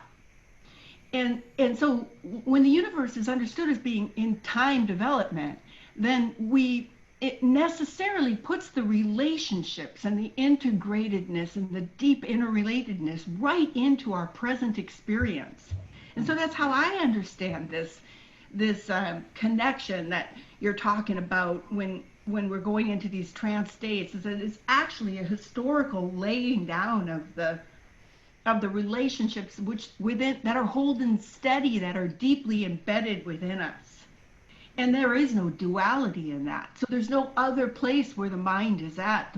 The mind and spirit is right there in us. And what is needed is an ontological framework or a metaphysics that respects and holds that close and dear with an open future. And then maybe we can get to the business of figuring out about the places where we dwelling in peace and harmony with one another, rather than something like that. Yeah, I was going to say it's interesting because the Turners again, and I guess this is the Turner Hour. Yeah. The CI Institute, the Turner Hour. But the Turner is interesting because he would completely agree with you. There's no duality. And so that metaphysical time or this trance state or these rituals are without time. That's a given. But one of the things that a lot of the things that I read, and of course I'm limited more toward anthropology, is that it's not nothingness, it's everything. And so that instead it's an overwhelming, but everything is so interrelated and it permeates. And so going to, I think it was Carolyn or someone else, but you know, that this God or these beings are permeable. And so they interface and go through. And so if you will, whatever this thing is, it goes right through us and in us, and then we can, catch those threads and feel that. So I said I would argue the flip side, the same phenomenon, that from nothingness you get everything, and then it goes across everything. I don't know how sloppy, but isn't it? That's the premise of the Big Bang. From nothingness, yeah, we get flips everything. It around, yeah. And I would also say, and I would also ask that, as we tune in to a specific frequency by holding our body in an antenna like that, or whatever it is that we're doing, aren't we adding to the layers of that? It looks like the layers that were added by these ancient peoples and however they imprinted on that space, that by us tuning into that, we see, we touch, the themes come up, the lessons come up, the experiences come up, we see that. But also, are we adding to that as well? And is that not an empowering position? Do we matter? The fact that we can stir this up, don't we matter as well? Aren't we participating in the here and now and adding to the continuum and shaping reality as well as perhaps they did? And I wonder about a gamma ray. I think we talked about this with you, Christine, a gamma ray experiment that was done, where a gamma ray chamber was measured for its gamma ray level. And then somebody comes in and does this work, that conducts a whole ritual posture. And then every 5 minutes, a level is read, and the levels go down significantly. And then they walk away at the end of their session. The gamma ray levels are continuing to be read, and for days afterward, that level was still suppressed. So what does that mean? Was the field changed? Something Was it changed. a cosmic interaction? You know, what goes on with this work? Tony's fond of saying, if I can quote you, Tony, that the more we pay attention to a phenomenon, the more it is activated, the more stronger it gets with us. And we're like, yes, the more we pay attention to this conduit that we open up between this and that, the stronger it gets, the more flow. So that people in their waking life after doing this work for some time, they go, oh, I'm reading the signals, I'm hearing the universe speak, I'm seeing synchronicities and coincidences, I'm seeing more in my life, it's richer. So, I mean, something significant's going on as part of the continuum. It's all in our fingertips, we're part of that. There's no separation, as Sherilyn was saying. It's really beautiful to think about all the symbology packed into a pot, or an archaeological array, a mound, a ball court, buildings, structures, astronomical observatories, whatever. And that this kind of dialogue must have gone on for those cultures as they gathered up this information, made sense of it, and then wanted to create their world around these same themes and subtle infrastructures. How deep these cultures were. So, if you really want to understand these cultures, perhaps this is an experience you need to have to let it inform you as it informed them, to see what they were actually doing and why. Yeah, I think so. One of my favorite books that I used, at least for the ethnogens for my own work with Casas Grandes, was Johannes Wilbert, writes on tobacco shamanism. And this guy was an amazing participant observer.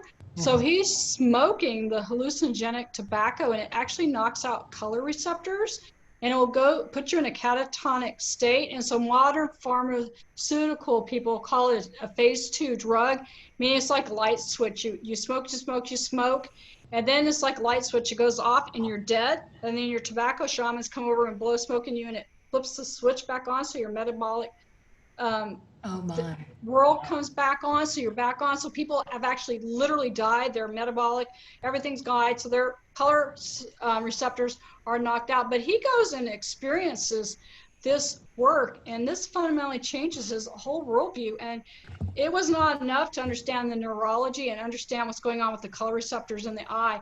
Something else more happened. And that's actually people that study the DMT molecule guy, Strassman. Same thing, there's something more going on. And that people that are looking and studying these groups, you're just left with something more is going on. And so, yeah, and I think maybe people are trying to explain that even to their own people. You know, they're looking at the Casas Grandes pottery, and so for other religious ritual leaders, they're explaining it, they're telling the stories, they're trying to make sense of it, trying to explain it to others to pass on that knowledge. But there's just so much, there's just this, these rich things are going on. And we're tapping into something that they knew. Oh, thank you. Yeah, you touched on that. In my book, I wanted to mention, we have about 10 or 15 minutes left. So if you really did want to ask a question, don't email me afterwards and say, would you please ask Chris? Ask her now. This is your time. We have a few minutes left. So otherwise, we're going to wrap it up. up. You can also email me to my university account. I'm at University of Missouri, too. We love to be a part of the questions ourselves. So let's CC. So Carolyn has put her hand up. Go ahead, Carolyn. And yeah, I heard. Hi, everybody. Thank you so much, Chris. This is so interesting, and everyone who has contributed, of course. But Laura, I heard you mention the triangle representing the woman's the woman earlier, and I did notice in that spread that you had, Chris, not Monica, Chris, the you called it a layout, a rollout. There were a lot of triangles in there, and I wondered at the time what they were, and if you have any insight into that. That's a great question. One of it's just structural. I know that's not a very gratifying answer, but let me see something. Hold on. Show and tell, sort of. But the problem is painting something on a curvature Oya, or these curvatures like this would have been, that as you're trying to put things off, you get these wedges. So I think a lot of the triangles are just a product of the structure trying to get things on that curve. So when I flatten that out and lay it out, it does look flatter.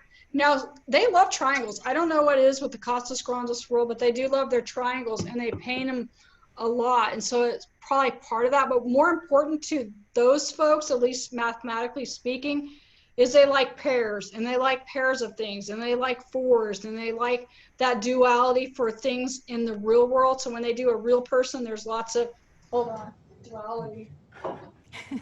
Show and tell. Yeah. This is a replica of some of the stuff. So this is a female effigy, and the males and females sit very differently with her little legs out. But yeah, and so they have these dual panels in the, sorry, I've got sun coming in out of my overstory high skylights above me, and they keep blinding me. But anyway, they do like their triangles, but often they like the triangles in pairs, are two pairs of horned plumed serpent icons. They look like spades. Over and over in the iconography, pairs on the steps. So I've suggested it's that duality. But when you get to what the shamans doing are in trance state, the pairs go away. They have two shaman, two plumed serpents, and the pairs are still there, but things get a lot more dicey. So I know it's not a very gratifying answer, but yeah, they're like triangles, but I think part of it's the curvature of the pot. It's just easier to paint with triangles. And there was these another curves. familiar posture with a variant on that.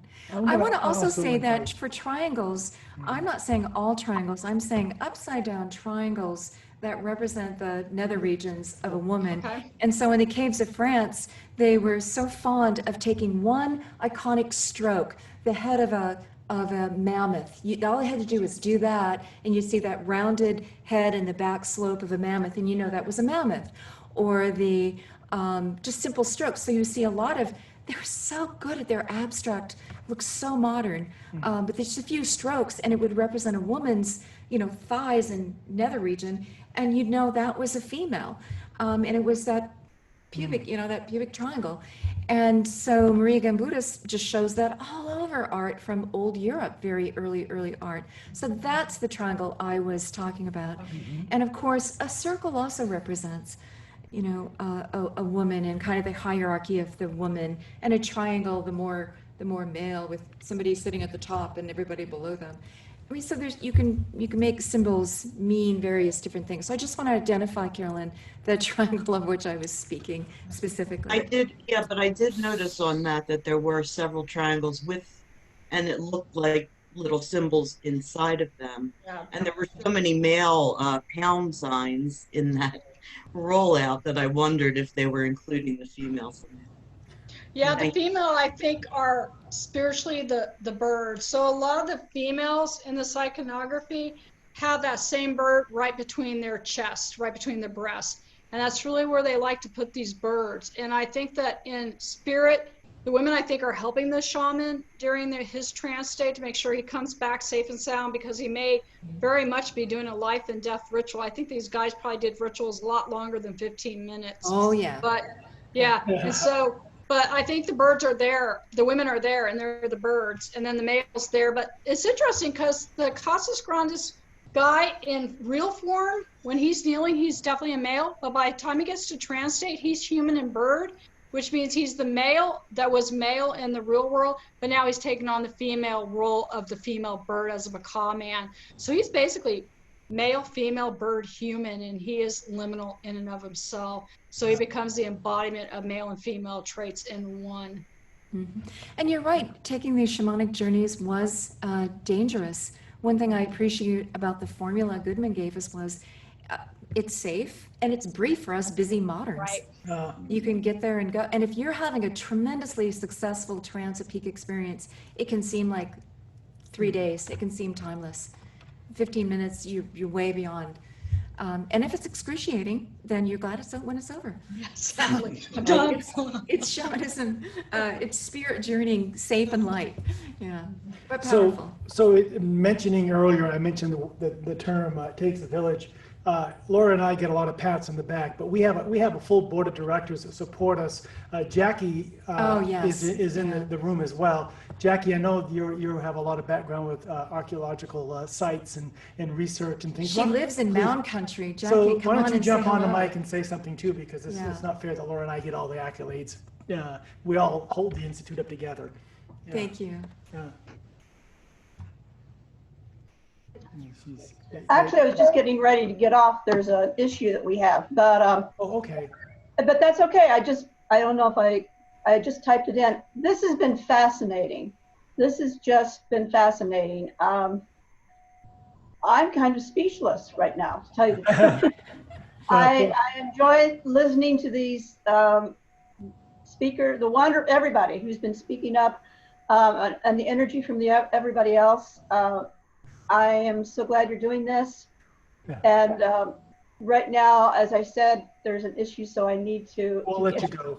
But thank you. This so is much. the Labyrinth at Cuyamungue Yeah. Institute, which our other board member, Julie Strider, installed with Paul several years ago. Yeah. So this is our, Thank you very much, Jackie. Any other comments? We Well, can hear you. Any other comments, Jackie? Well, she said she has to go. I know, but any other comments? It's That's your- okay. No, I just have a couple cats in a fight right now, so. Oh. Don't we all? Thank you so much, All right. Jackie. Okay. It's the All right. world of politics we live in. Yes. Bye. Thank you. All right, any final comments? And why don't we just leave the last few minutes with you, Chris, to kind of wrap up what we've gone on the journey here and give us, and we can continue our conversation in the I looked future. through my but, questions. I only got for like the first 3. But So let me just take a Laura look. has enough questions for 8 hours. That's how she thinks, and it's wonderful and fantastic. But a lot of us have to kind of like digest all here's that a we've good one. learned. Okay, go ahead. The wisdom and the life experience of past cultures. First of all, they were survivors. First of all, they saw the world much as we'd all like to see it, as benevolent, as magnificent, as intelligent. What might we bring forward from the past that would be so helpful for today? Why look at past cultures? Why dive into all of this? How can it inform us today? I think there's just so much more knowledge to be known. I think right now in our world, modern world, we have carved out a very narrow sensibility from our senses. And there's so much more to know. I had another thing to you guys, but a lot of people are now saying this. Americans are too fixated on their visual and the auditory, and they put everything off to the side. And, we have all these other senses, even from smell and taste and feel. And those things were meaningful to people in the past and how they perceived the world and the embodiments of these experiences that we might call mystical. I doubt they used that term. I doubt they had it. For them, it was the reality. And I think these cultures give us an opportunity to maybe explore what it means to be human, that, right now in 2020, whatever we are across the globe, we're kind of limited. And so I like to think that there's a lot of knowledge that we can tap in and learn and help us better understand ourselves and understand each other, and that there's a lot of great diversity out there and ways of knowing that can make sense to different people and different needs. Yeah. And make our life richer. Exactly. We're also focused on And those rational around us. thinking. And often we'll be visiting with friends, and you know how somebody goes into that kind of inward inward stroke and has like a daydream in the middle of, you can be at a dinner party and somebody will be there and everybody wants, hey, come back. I'm like, no, they're having a moment. This is important. Let them be. You know, they'll come out and, you know, like those are precious moments. So we're so fixated and we have the blinders on that we're rational thinking and this is such dangerous territory. No, it's rich and beautiful and informative and fun and creative. And yeah, Felicitas would say, we're all ecstasy deprived. That's why we turn to other modes to try and fill that gaping hole in us. We can tap right in. So I would add that as well. Sosha's riding on a train right now, watching it on her phone. Oh my gosh, Sosha, thank you for that. Thank you for sticking with us. I know she said in and out, but she's really enjoying it. So anyway, all right, kids. Any last thoughts that we didn't cover that you would like to you put on get the the last table talking here? stick. Christine, yeah. And he's the talking stick. oh, and will you be able to join our roundtable discussion and where we further pass the talking stick on these? Oh, darn. Yeah. But I want to invite all of you to further discuss the nature of reality, you know, what this trance state can inform on that, how you all position it. On the 25th, Friday the 25th. We have more Q&A discussions coming up every Sunday with interspersed with some special guest speakers.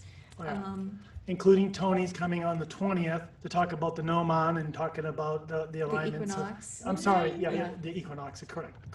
So, And then you mentioned the 20th. I threw that up on screen as well so people can see that. So we've covered it, yeah. All right, Christine, last word, and then we'll say goodbye and thank everybody, and we'll open up the microphones and everybody can say goodbye and thank It was you. nice to meet you. Thank you to everyone for the great questions and comments and hanging out with us. And again, a special thanks to Laura and Paul. I appreciate you both a great deal. Thanks, everyone.